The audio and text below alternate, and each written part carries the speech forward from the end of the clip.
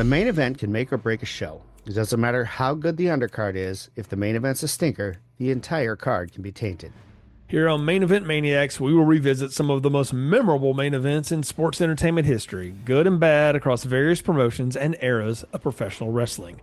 I'm Jay, and alongside the people's elbow to my rock bottom, it's Brian. Yeah, and today we're covering SummerSlam 2002, where The Rock met the Beast. Indeed, indeed. Often rated as one of the best SummerSlams ever. A big moment for Lesnar and for The Rock, for that matter. And look, it's hard to argue that rating, man. This is, I remember when this happened, and I was blown away by how stacked the card was. And I've never been a fan of the whole split brand thing because they wouldn't friggin' stick to it. But this is one of the times where they kind of did, and it was an era when they had a lot of stars and a lot of cool spots. And I thought every decision made on this pay-per-view and in this card, spoiler alert, was a good one. And it's rare to find ones from this era that all hit on every cylinder. But this is at a time when I feel like SummerSlam did a little bit of outshining on the WrestleManias. In some ways, it was a better show. Yeah, I mean, WrestleMania went through a streak there where it was just blah, right? Yeah. 17 was a good one. 18, 16 before that, 15. You know, some people like the Rock Austin thing from 15, but I mean, the cards from 13 on were kind of pretty bad with very rare exceptions. So yeah, SummerSlam was like a wake-up call, I think, and they actually did something. I think they were trying too hard for WrestleMania when they just should have, stuck with the formula. Yeah, exactly. But they definitely had a good one going into this and had some major stars in this. It's wild that we're still, in 2026 here talking about Brock Lesnar and The Rock, and they're still as relevant today as they were then. But wow, 24 years ago, man. Looking at these dudes, the only thing is Lesnar, just his face looks different and his hair's different, but he more or less looks the same. The Rock's a completely different human being now. Yeah, well, I mean, he's almost 60 now? Oh, so, yeah. I mean, yeah. He's getting up there. Brock, Brock, other than a little bit of different hair and facial features, has kept himself in really, really good shape with a very, very limited difference. Like, he obviously had bigger shoulders at this point and stuff, and his neck muscles were a little more. But otherwise, yeah. But it's the same. It's the same beast doing the same beast things. Oh yeah, so his gimmick works, and he ain't gonna change it. No, and wisely he has stuck to that through the years. And look, The Rock, his shtick was more or less this. At this point, man, he had to have been at the height of his powers. It really was kind of coming off the crescendo of the height of his powers and stuff, and just the meteoric rise. Because this is, everybody talks about Austin, and the rough thing about Steve Austin is by the time he got super over, he was shot. Like, he was so beat up. He really was just a character more than he could perform as much anymore. And handing it to The Rock made a lot of sense. So. Yeah, I mean, after that neck injury from SummerSlam '98, he had to wrestle a little bit differently. And you're right, he became more of a character than anything else. Still was able to perform, just not at the stunning Steve Austin level that we were accustomed to, right? No, not any of that. And those knees were definitely gone at that point. Yeah. But no, this one, man, was a huge moment and a huge SummerSlam. We'll get into the whole card as we go, but this main event is going to rank in as one of the more interesting ones we've talked about here on the show. All right, let's get into it here. Yeah, and I'm just going to go ahead and say right now, this year's SummerSlam wishes it had any of the build-up this one had. Oh. So. Yeah, we won't get into that. Yeah. just worth noting this is coming out because of that, but yeah, so. Brock Lesnar made his WWE television debut shortly after WrestleMania 18 in March of 2002. Billed as the next big thing and managed, of course, by Paul Heyman, Brock would use his massive size and athletic ability to plow through opponent after opponent. At the 2002 King of the Ring, Lesnar defeated Rob Van Dam in the finals to earn a shot at the undisputed championship at SummerSlam. Yeah, just as a jump in here real quick, remember the days of the undisputed championship, Brian? You want to catch everybody up on what that was? Well, the Undisputed Championship was like they brought it in because they had bought in WCW and they had the WCW Championship and they had the WWE Championship. And then at Vengeance in 2001, Chris Jericho defeated The Rock, I believe, to win the WWE Championship and then defeated Stone Cold Steve Austin to win the WCW Championship. And he became the very first undisputed champion. So that's kind of how that worked out. Yeah. And now, so we have the undisputed championship. I hated it, to be I honest. I hated the belt and I liked the idea of the one champion, but I hated the belt. I'm just gonna say that right now. Yeah, I hated the belt. I hated it being called the undisputed championship. I still hate it when they call it the undisputed championship, which they did again for Roman Reigns. Blah. It to me, it's dumb. Just WWE championship. It's your company. Just call it the WWE championship. Hmm. Anyway, meanwhile, The Rock defeated The Undertaker and Kurt Angle in a triple threat match at Vengeance 2002, which took place the month before SummerSlam, FYI, so get a time frame here. And he became the WWE Undisputed Champion on July 21st, 2002, with the SummerSlam main event now set. Over the next several weeks, Brock Lesnar would confront and attack The Rock on WWE TV. During one of these attacks, Lesnar would injure The Rock's ribs, setting up an advantage for him in the match at SummerSlam. This injury played a key role in the SummerSlam match, as Brock Lesnar was able to overcome The Rock and become the youngest WWE champion in history at the time. So it's interesting to note in two asides, go look up that 2002 King of the Ring finals match and that triple threat match that you talked about there. Those are incredible matches to watch, by the way. You see all these guys doing it. But who's working face, who's working heel in this, man? So, Brock Lesnar's the heel, and The Rock is the face. but he's the Look into dirty that. face. Well, no, he was just a face. One thing you can give Rock credit for is he will gauge the crowd and he will play to what they're looking for. So he was the face coming in, just like with Hogan, right? But the crowd turned on him, and so he started doing heel things.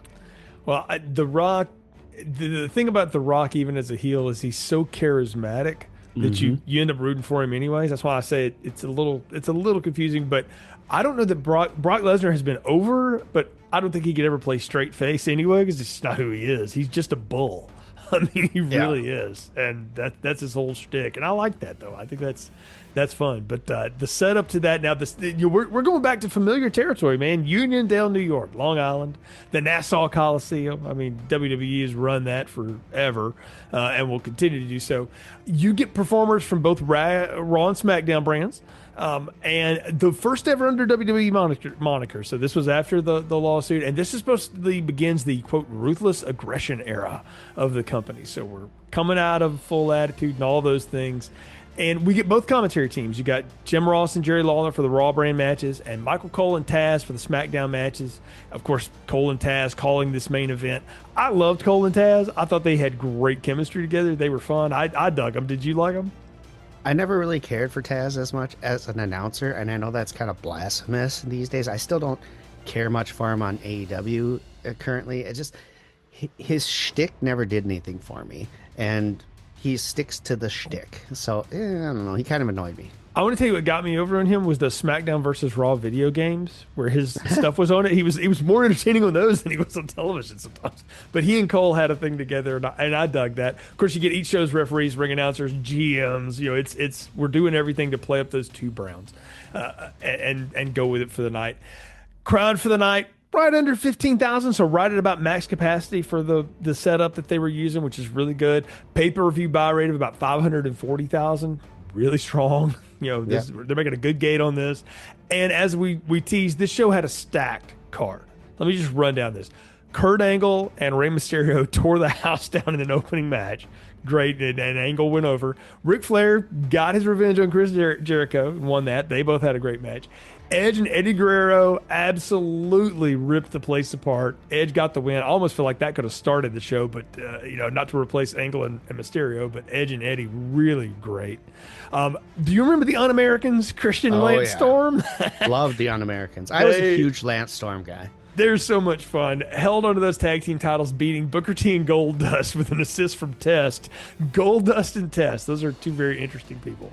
Goldust and Booker T had some of the greatest comedy segments in the Yeah. history of the WWE and the backstage stuff. Oh, it was so good. Those guys really just went with it, and I appreciate that about them. Rob Van Dam beat Chris Benoit to take the Intercontinental title. That's a great match. That's what the IC title's supposed to be.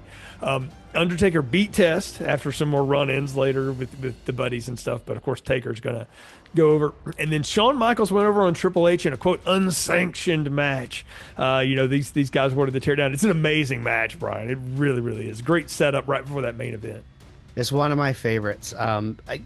Sean coming back from the injury after 4 years out of the business, and then just coming back and doing some things that you were cringing while you were watching it because you knew he had a bad back coming out of WrestleMania 14, and you're thinking, oh my gosh, and he's taking these hellacious bumps with all sorts of weaponry, and I love this match. I absolutely love this match.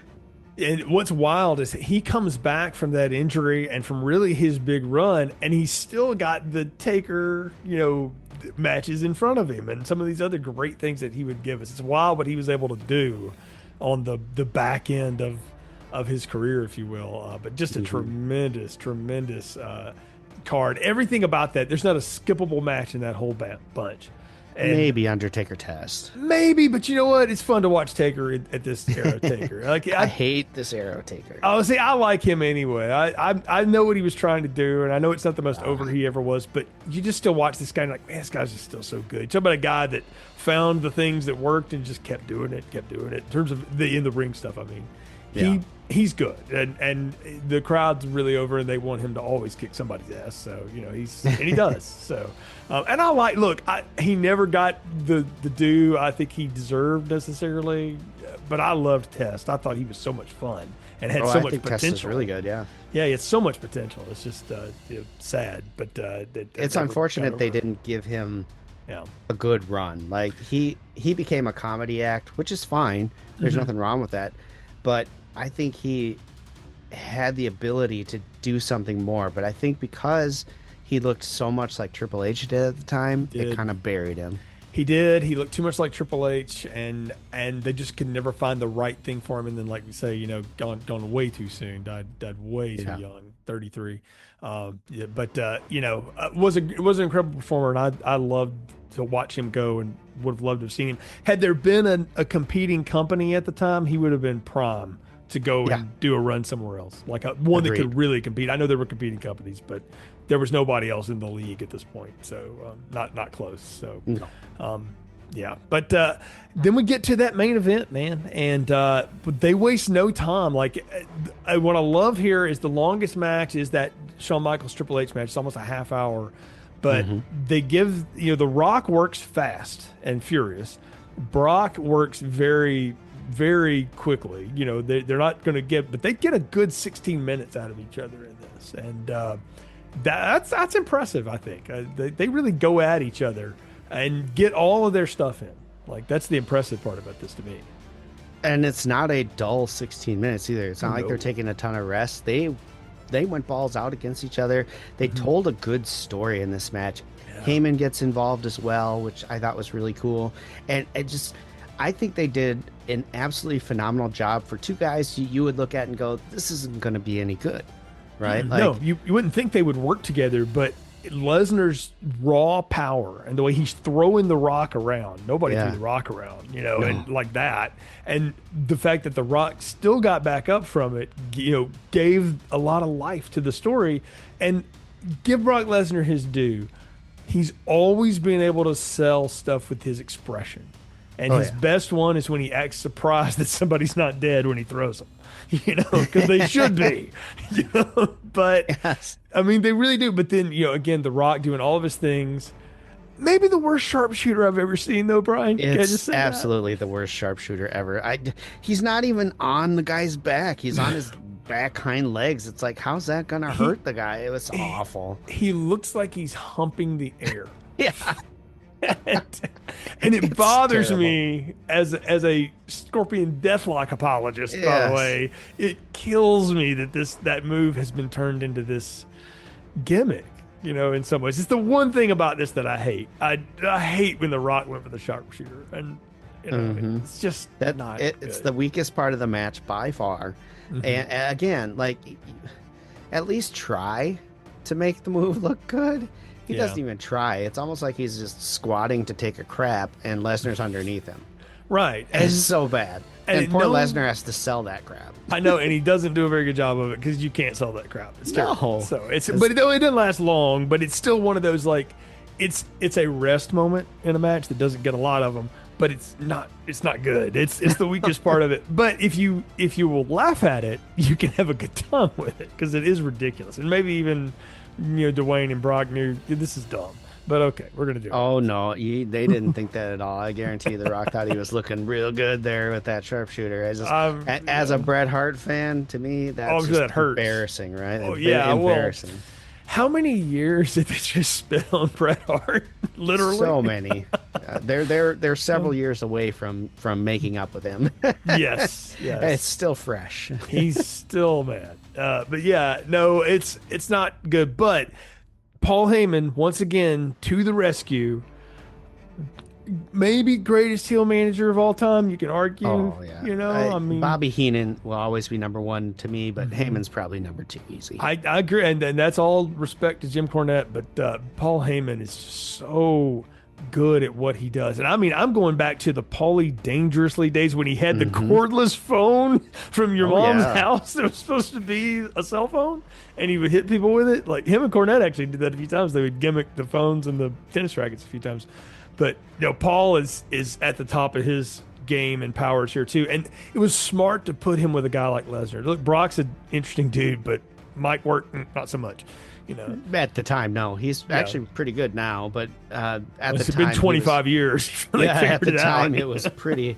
You didn't want to put a mic on him; it would be terrible. So yeah, I agree. Totally worth putting Heyman with him. And this was really Heyman, his introduction as a kind of like ambassador for a wrestler in WWE because he would go on with Punk later. Yeah. But Brock Lesnar, he stuck with him all this time. Like Yeah. no matter what he's doing, if Brock Lesnar comes back, Paul Heyman's with Brock Lesnar, right? And with the very short exception of when Brock and Roman were going at it, and he even turned on Roman and went to Brock Lesnar. Yeah, So, exactly. Yeah. I mean, Paul that's pretty cool. Heyman enhances talents. Big time. And he's great at taking bumps. All right? Mm-hmm. And it's overdone to death these days. But in 2002, putting somebody through a table was still a nouveau thing in the Oh, yeah. WWE. You didn't do it a lot. And when Rock bottoms him through that broadcast table, it looked great. Like, it's a really great spot. Yeah, that thing crumbled real good.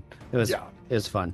I also like to watch it during this period of time too, and this is before all the concussion stuff came into light. But if you watch this match at all, both Lesnar and Rock, every time they go like belly to back or whatever, where they're gonna come down towards their head, they always put their hand behind their head to protect themselves. So I thought that was really smart.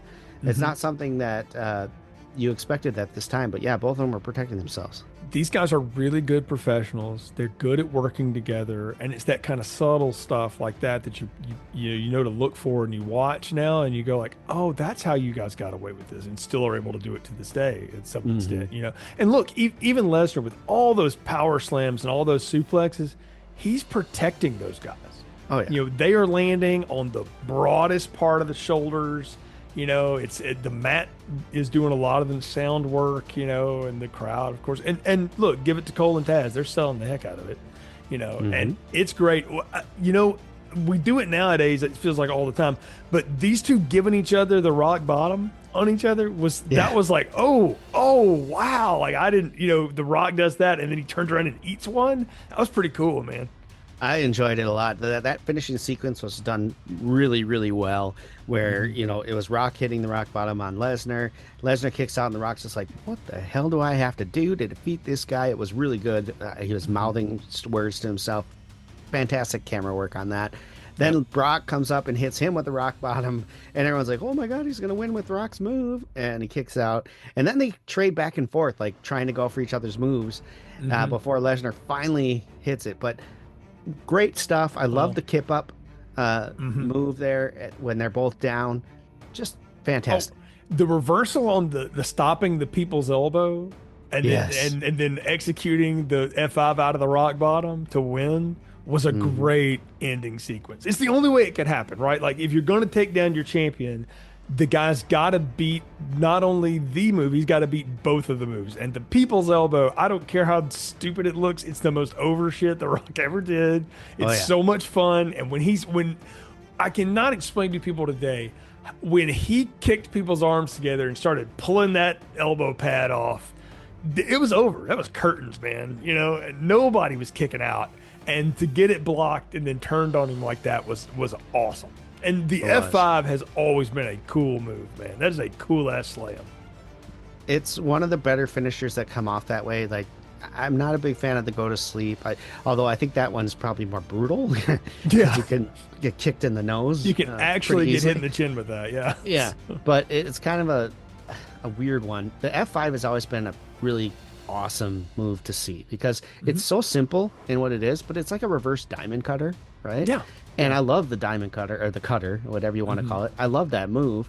And so to see it this way, it's always been pretty cool. I always enjoyed the F5. Plus, it looks like he tosses them in the air so freaking far, Well, he and yet, does. That's the well, thing. Is, but oh, he protects them so well. yeah, Like, but Lesnar can pull that off, and he always is doing it hard camera. Like he yeah, knows where yeah. to do it. Like it was a great shot. It's a really well produced, piece.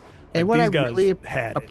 yeah, what I really appreciated about it too is that he didn't like wait to cover him. Like Mm-mm. he went for the cover right away and got the three. Like Mhm. he made sure the Rock looked good in losing. So whereas today a lot of times they'll hit their move and they'll sit there for a second or two and then go make the cover, and it's like, oh, you're making your guy look bad. Like When he's especially down, today with the amount of times people kick out of finishers. Like you just well, can't. yeah, yeah. Nowadays finishers don't mean jack. No. And it's the video gamization of wrestling. That's just the reality. But in this day, when people used each other's finisher on each other, it meant a thing. It was a big Hmm. deal. When a guy reversed somebody's finisher to beat him with his, it was a big deal. And as we both said, the F5 looks awesome. Brock does a great job of throwing people but protecting them at the same time. That's also a lot of The Rock. He knows how to flatten out, and take the bump. But I'm with you. The fact that he covers him quickly, and it's an emphatic statement. It's like that's what you do. He's going over, and it's a huge, huge deal for you. Nowadays. Like they get a new star in, right, and the guy goes right to the top and stuff like that. That didn't happen, in the No. 2000s. You had to wait for years to get over on people, and the fact that they put the strap on Lesnar this quick and this early was a heck of a gamble. It just made Brock into such a monster for the WWE. And they a lot of times what we see is they're over with the crowd, which Lesnar was, Mm-hmm. and they just wait too long. This time they did it the way they should have, where they heard the crowd response to this guy. He's a monster guy. He's good in the ring. He knows how to protect, and they went with it, Yeah. and it was the right move. And I believe he holds the strap for a decent amount of time until like November or something like that. Mhm. And then he'll become champion. I don't know how many times now over, but it was the right move to do. The Rock, was coming on the tail end of his, career as far as being a full timer. So Yeah. it made complete sense. He was getting more into the movie side of things and all of that, and good because he's made some really good ones. He's also made some not so great ones, but he's at this point like his Don't star like the was Tooth on the Fairy? rise. I actually do not like the Tooth Fairy. Just go ahead and put that out there for everybody. We'll have a little mini film strip here on that. Yeah, no, do not recommend the Tooth Fairy, as it were. But he does have a very fun filmography, and this is when they realize like, okay, we can put this guy as more than just the heavy muscle. He's got some real good comedic stripes. Remember, coming out of this, he do one of my favorite movies of his, which is The Rundown, with Great Sean movie. William Scott. It's a Peter Berg movie too. That's a fun movie. It's just a fun movie. He's really good in it, and So I like him. I enjoy him, in that. And then, he would get to do all kinds of cool stuff in the years afterward. And, Yeah. and would still come back and do more wrestling, of course. But this was when Brock took off. And they ran with him for a while, like you said. So the aftermath is Brock gets to keep the title for a minute. Yeah, it was. It sounds like a minute, but it was what, like 4 months, but still, Yep. it was a big deal. So let's talk about what happens after the fact. Like Brock wins the belt, right? He holds it. He's only been in WWE for 6 months. It's less than 6 months. It's crazy. But anyway, the most important things that came out of this was what happened after the show, as at the time, the WWE champions would travel between the shows, right? Like Right. if you were a champion, you had to wrestle on both Raw and SmackDown. Everyone else stayed on their show. This was when they were actually doing the brand split correctly, where they didn't cross brands unless you were a champion. Right. Well, on Raw, Stephanie McMahon said, "Oh, sorry, Mr. Bischoff," who was the general manager of Raw at the time, "but we've signed Lesnar to an exclusive deal. He will no longer appear on Raw to defend his WWE Undisputed Championship." That, in turn, caused Eric Bischoff a couple weeks later to bring out the old WCW Big Gold title and rechristen it the WWE World Heavyweight Championship and award it to Triple H without any fanfare or anything else. And that brought us the titles, two title scenarios that would last forever. Yeah. On and yeah. off. Yeah. On and off. But mostly this is when they went back to the two title split. Yep. Yeah. And so that's the biggest thing that came out of this is we now have a champion specific to SmackDown and a champion specific to Raw. And really the only time that ever changed was in a draft situation where one of the champions was then drafted to the other brand. The other champion would be drafted to the other brand. And what would be awesome is if they stayed away from each other and each other's brand. That would totally work. But as we know, they don't do that. Well, they did it for a while. Like they did it up until Eddie Guerrero's reign was still brand split, and I really preferred this way because you had a SmackDown pay-per-view, a Raw pay-per-view, and then a joint pay-per-view. A SmackDown pay-per-view, a Raw pay-per-view, and then a joint pay-per-view. That was great. I wish they would have kept that method. I understand why they didn't, but because it just didn't have enough firepower to attract people on those brand pay-per-views. Yeah. I don't think that'd be a problem today. Yeah, they got enough people today. They got plenty of people and plenty of stars on both shows that they could pull it off. So I wish they would go back to that methodology. It's a better format. It's a way better format, and more people get attention. Like especially today when you have 4 or 5 matches on a pay-per-view now instead of back then when what do we have 9-10 matches on this show? Yeah, it was a quick show. Yeah, so yeah, if you're going to do and now SummerSlam's 2 nights. So yeah. Yeah, we don't have to talk about that. Thoughts on that too. But yeah. Well, Brock goes on and gets work with the Undertaker, the Big Show, which are a lot of fun. Because who else you gonna put him up against, right? I mean, you got to find other behemoths for him to try to throw around, and that's fun. And that because they did that, it made Eddie Guerrero winning the title later on that much more awesome, right? Because he had been battling these big guys, and now this little guy comes in and challenges him and wins. That really made the whole thing.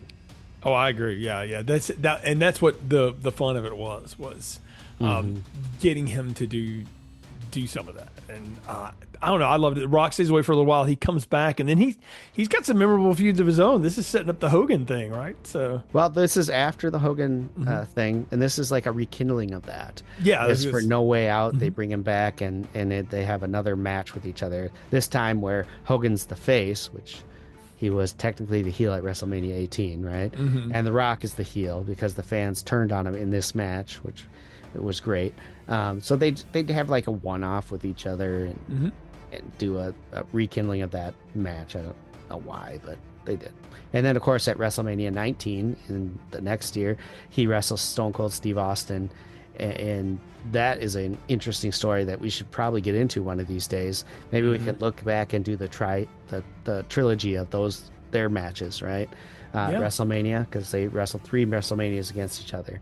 But he'll have that match with Stone Cold Steve Austin, and so that was pretty big for The Rock. Yeah, absolutely. It's one of his most memorable feuds. That we have another trilogy of championship matches we're gonna have to do before that. I'm demanding yeah, at this point. So I've been wanting to do them forever, but It's yeah. a 3-hour marathon, so it's got to find the time.